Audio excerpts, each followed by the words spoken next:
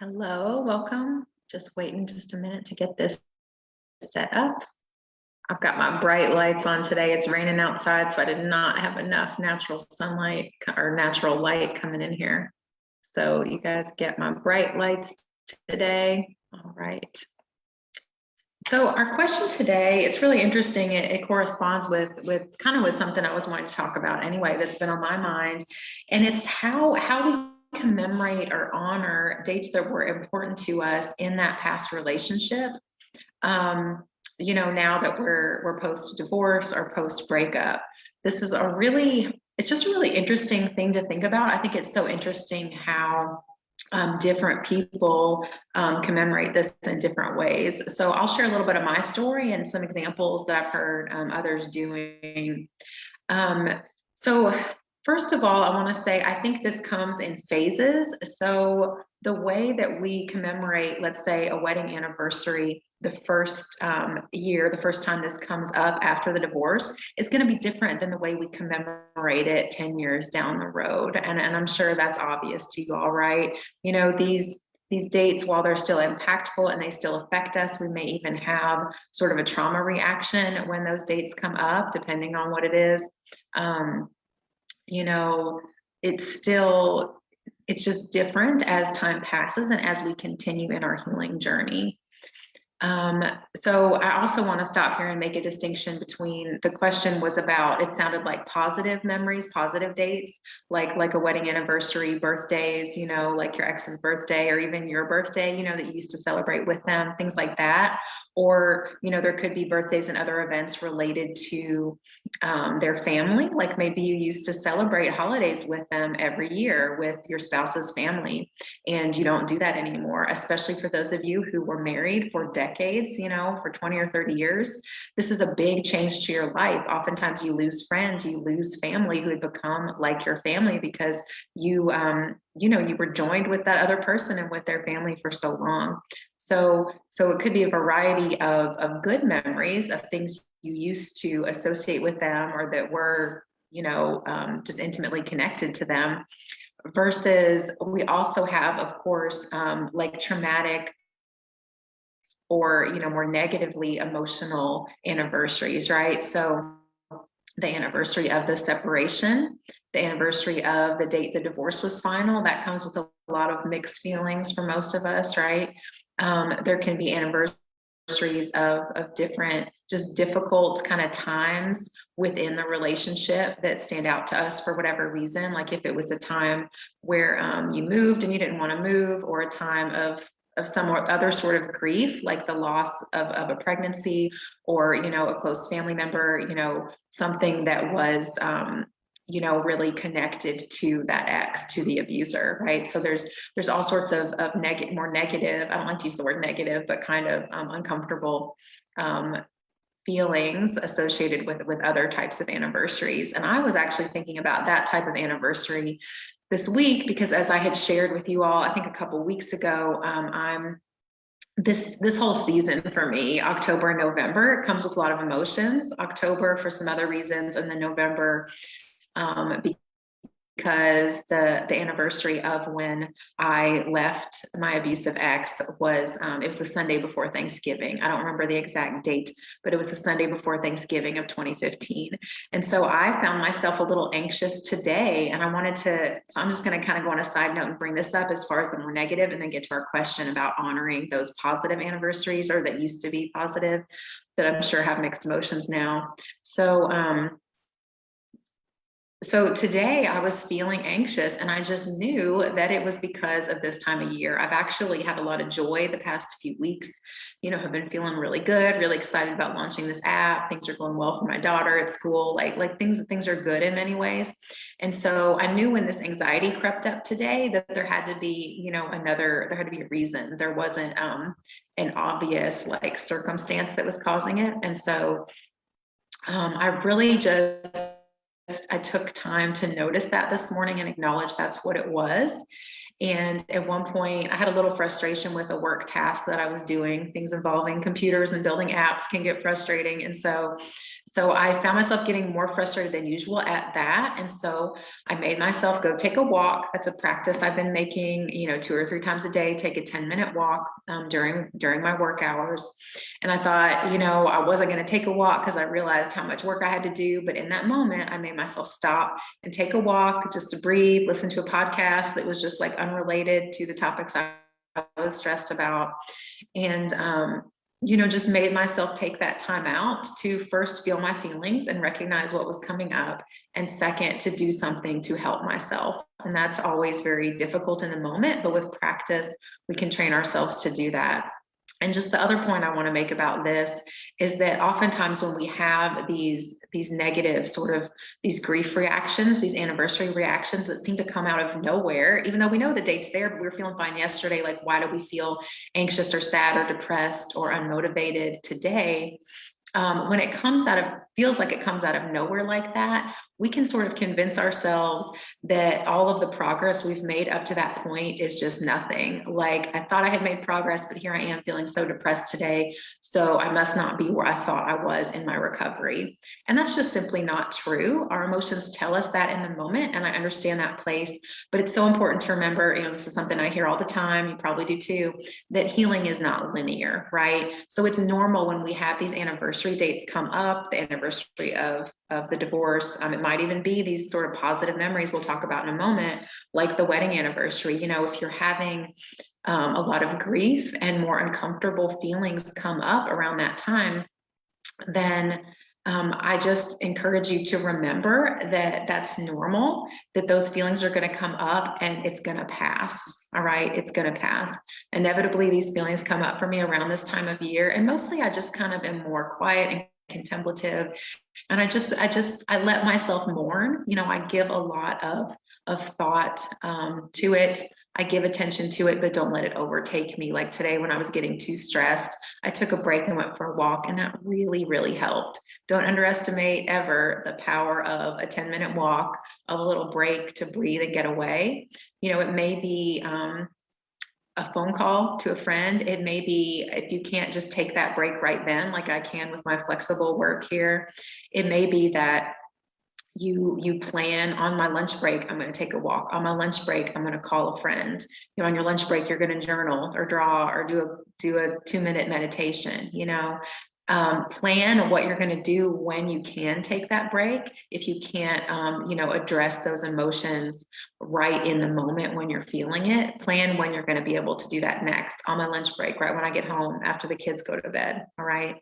But even if you do that in the moment, there's some stuff you can do, right? You can still breathe. You can still remind yourself that these feelings will pass. Okay. So now moving to the more sort of positive memories that we want to sort of honor and commemorate. First, I'll acknowledge, like I said a moment ago, that there are probably going to be some difficult, uncomfortable feelings with what should have been good memories, right? Like the memory of your wedding. And the anniversary is what I mean by that. The wedding anniversary coming up every year, also that person's birthday, etc. So there are going to be some difficult feelings. So all that stuff that I just said applies to this. But then as far as honoring and commemorating that, I want you to also acknowledge that if you still have good, fond memories looking back on those days, then that's okay too. Like certain birthday celebrations or trips you went on, it might even be a time of year like the summer reminds you of a trip you went on, something you did together. You can have good feelings about having been with that person and even miss those good qualities, the seemingly, good times, even if now it was all fake, right? Or they wanted it to be real but couldn't maintain it, however you look at it. We still have positive emotions associated with that. I have many good feelings about related to my ex-husband when it comes to my daughter's birthday and her birth and remembering her birth story. I might even tear up saying this, but I think it's important for you all to hear these examples where there were many difficult memories from my pregnancy where he was not supportive, and the fact that all the attention was on me because I was, carrying our child. He couldn't handle that, right? The attention not on him, and so, or not as much on him. But in other ways, he was very involved, and I always, I'm so thankful for that looking back. Many narcissistic parents are not that involved, and I think he did it for kind of his own ego and to receive praise from others, but still it helped me. So in my pregnancy, he attended the classes with me, the birthing classes or whatever. I don't remember what they were called, but he attended those classes with me. He was very serious about that and serious about taking in the information. And then the day I gave birth, like he was there and like played a very important role, was right there helping me in the delivery room. And so I don't take that for granted. There are, other funny stories that I'm not going to share about that day of giving birth, but I have those good memories of him. And right after, I was not able to hold her very long, and I remember looking and seeing him hold her, and that meant so much to me, that he was there playing that active role, and she was able to bond with him in those moments where I was having an issue and I couldn't hold her. So that's good. That's okay. Memories of your wedding day. Oftentimes that's, where a lot of family and friends get together that normally wouldn't be in the same place. For my wedding, it was perfect weather. It was exactly the setting we wanted to be in, that fit sort of our mission of how we had started out our marriage. And looking back, there was a lot of sort of fake stuff that he was presenting that day, even something he'd written that the pastor read about his love for me. It was very just grandiose, very verbose. There were big vocabulary words in it that the pastor even like stumbled over pronouncing, that I don't even know what they meant. But it wasn't really about him pouring out how much he loved me. It was more about making himself look good, that, oh, he was so sweet to say all these beautiful things about Jennifer. And I'll, note that those beautiful things he said in that piece of writing that the pastor read, he never verbalized to me before or after the wedding, ever. He never said those things to me. So that was the only time I heard it, and was theoretically, through the pastor's voice, And so I don't believe those things were really, really real. But but that said, there were other beautiful things about that day that I'll always cherish. It's a good memory. I actually live close to the location where the wedding was, in a park, and I go there frequently, and I can remember good things about that day. It was also the last real outing that my mother made before she died 4 months later, and so I have beautiful memories of her being there, and was so thankful that she was feeling well enough to be there. That was the last time that she drove herself in a car somewhere. And so, yeah, just so thankful for so many memories now. So all that to say, just like me, you can honor those good memories, those good times, wonderful anniversary celebrations you've had in the past. You can honor that and appreciate those good memories, even though there's a lot of negative with it. And, sometimes we really have trouble holding both of those at the same time, because it creates, this like cognitive dissonance. It doesn't make sense to us. It's like we have to convince ourselves it was either all bad or all good. But that's just not the case. We can get to a place where we can honor the good and appreciate that and remember that, and even sort of memorialize that. And at the same time, mourn all the difficulty, all the abuse. So some ways that I have commemorated those things. For me, in the beginning, the wedding anniversary was a really big deal. And I remember that first summer. The anniversaries in June. It was a lot of people's anniversaries are in the spring and summer. So I'm trying to think if it was the first after the divorce was finalized, or after, I guess it was just the first after we had separated. I planned a fancy dinner out with some of my close female friends. And these were the friends who had been there with me through so much. They were the ones who had been close friends, all through my 20s before I got married. I was 30 when I got married. I had been close with them in my mid to late 20s. And then through, like I mentioned, my mother passed away 4 months after my wedding. And so they were there with me through all of that, supporting me, like so many wonderful things. So these were the women who had really journeyed with me through all of this pain, all of these difficult things, the birth of my child as well. She was born 2 years almost to the day after my mom died. Um, so yeah, there was a lot that these women had journeyed with me through.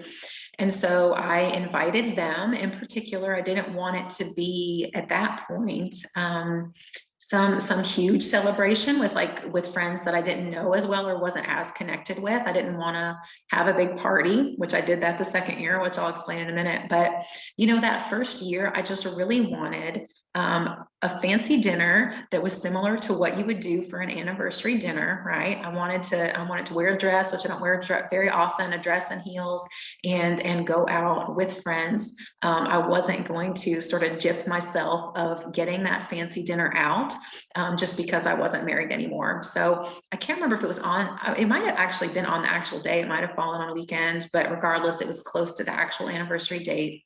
We went out to a fancy dinner. I picked where we went. I'm sure that one of my friends bought my meal.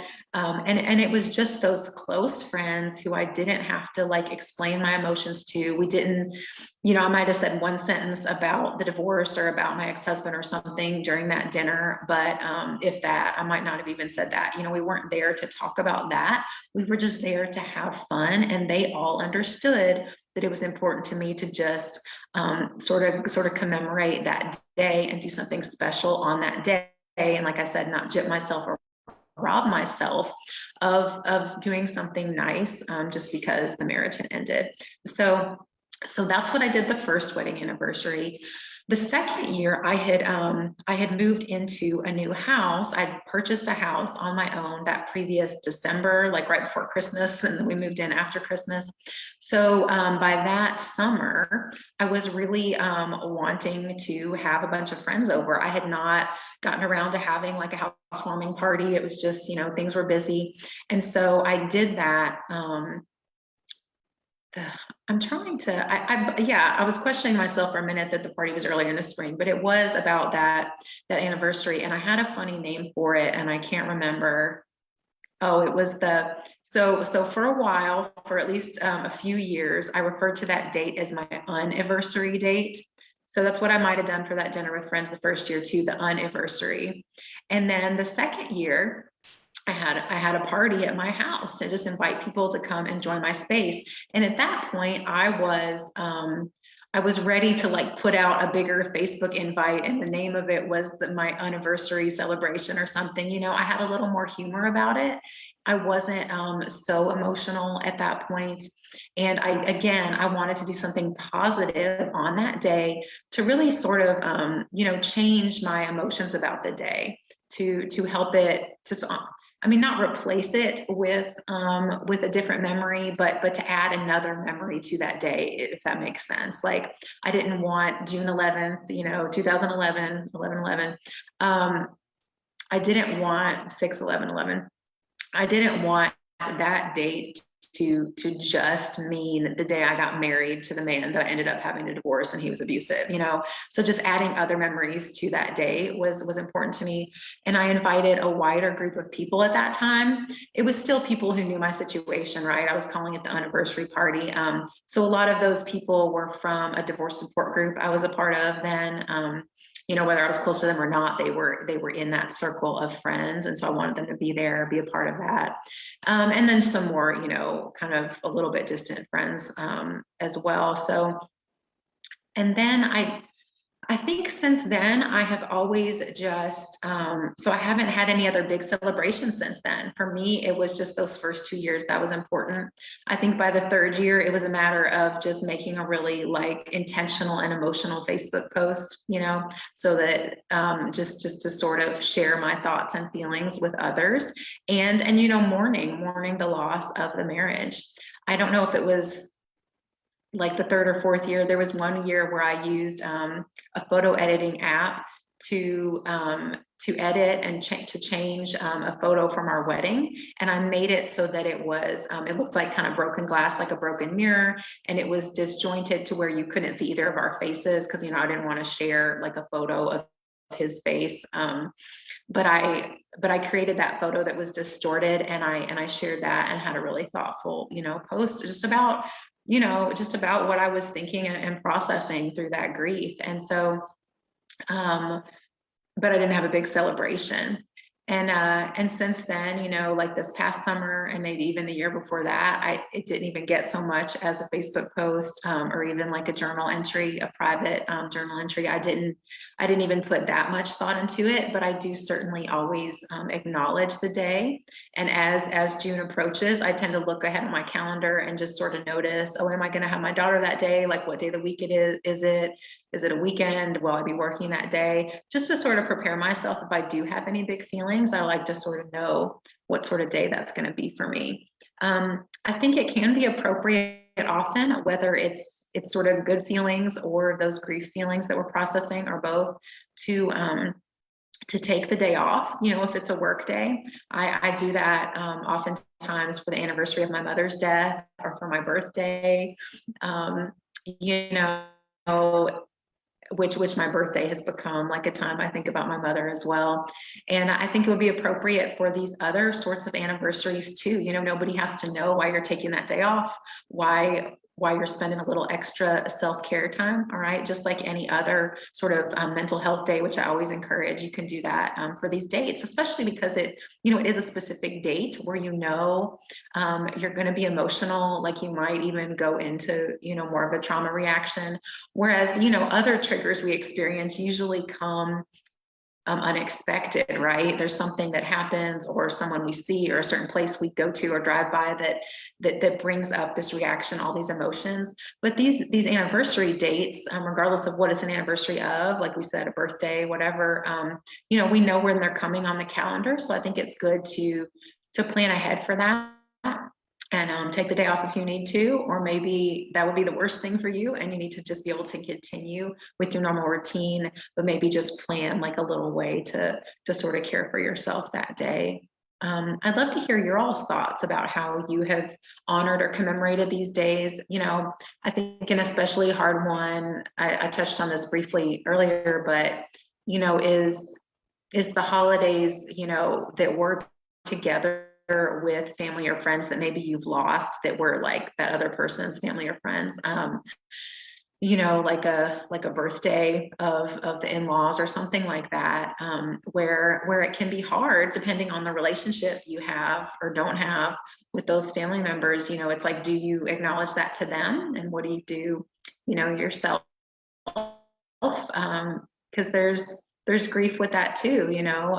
Like I used to celebrate this time with my mother-in-law, and now I don't have that. Like, how do you spend that time? How do you acknowledge that? So I'd love to hear your all's thoughts on all of that, how you commemorate these types of anniversaries. And also, like me, if there's been a progression, if there's been if you've been out of the relationship long enough to have, like I talk about that, like reflective distance, then yeah, how has that changed like over the years? I'd be interested to hear that. Something that I had thought of mentioning earlier that I forgot, and the reason why I wanted to make sure and have this mural behind me, is that I often think about how the creative process of making art, it reflects, it contains so many metaphors for our life, right? And I remember a video I did for the free Facebook community, maybe a few months ago now, where I was sitting in front of this mural. It's actually two panels that are symmetrical images. I was sitting in front of the other one, but it was in a less finished state. This one's still not totally finished. And, people come in now and they say like, oh, it's finished. It's finished, right? You finished it. And I'm like, no, like paintings happen in layers, right? And so this is what I was explaining on the other video, that, there's what we, in painting, there's an underpainting or like a base layer of paint. And the more layers you build up, the more beautiful and rich the color becomes. This is especially true with oil paint, because it stays wet, or if you choose to let it dry, then it layers differently. With acrylic paint, it's a little more tricky. It dries quickly, but still there's, if nothing else, it's more solid after you build up a layer, right? Like if you've ever just painted a wall in your house, you know, like if you use primer first, or if you do 2 or 3 coats of the color, it's gonna look different because you've built up those layers. And I think there's so many, you know, ways that our emotional and spiritual lives mirror this. You know, there's layers to our grief, there's layers to our joy, there's layers to everything, to our experiences, and it all goes together. So just like we've said, there's both positive memories and negative memories, there's joy and there's grief, and it's all kind of intermingled. And I think also there's so many ways this metaphor could go in my mind. It could be really negative too, but you know, I think we're